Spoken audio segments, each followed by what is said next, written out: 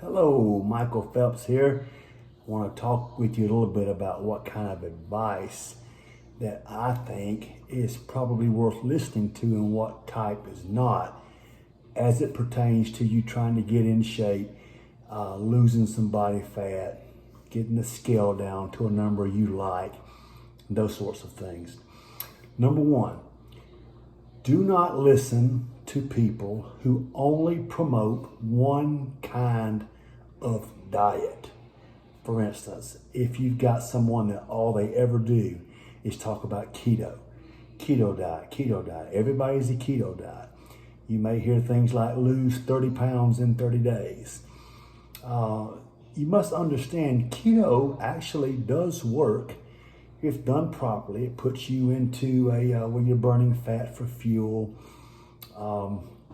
You have to do some things to make sure that you're being healthy on it as it pertains to things like fiber. But keto, the unfortunate part about keto is that it's not really something most people can do from now on. So it's kind of a temporary thing. And my opinion is if you can't do it from now on, why do it at all?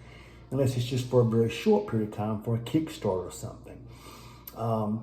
Keto does not work for everyone because it just is not something they're going to do, okay? So if someone tells you that all they ever promote is keto, you ought to be doing keto, and that's the only way to diet, this is not true, okay?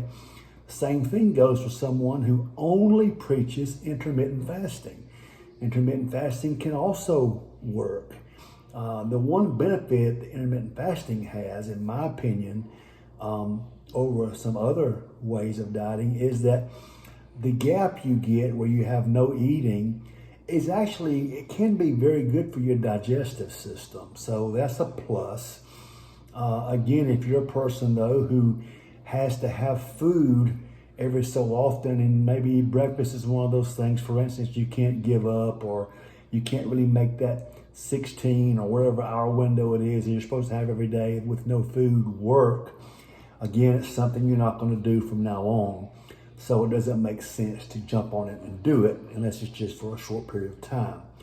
But intermittent fasting, it can be very profitable. You can get very lean. But I'll say this, it's not the end all.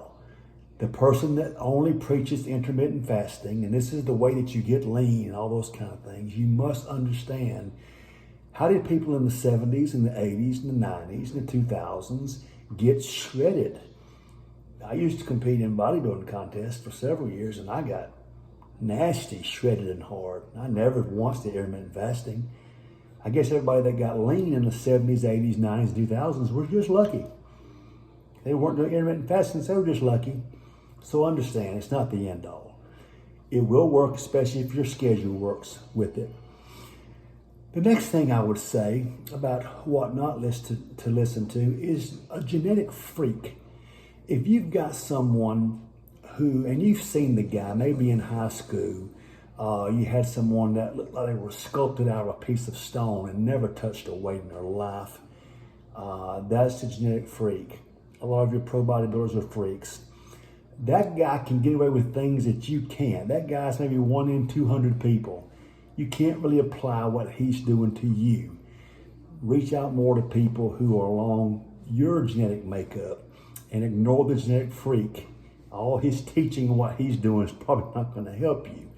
The last one is very young people, very young gurus who, listen, when you're young, it's easy to be lean. You've got it easy. Everything's so much easier to you, comes so much easier, and you can't understand what someone in their 50s and 60s is going through. And so don't really jump on the young guru who can tell you how to be lean and all. I'm 28 years old, and this is how you get lean. Well, if I was 28, I'd be back shredded and lean all the time too. So those are people I want you to avoid. Go for common sense. And if you need help, that's what I do, help people particularly lose weight, especially people that are 50 and older. Contact me, let me know, help you any way that I can. Have a great day.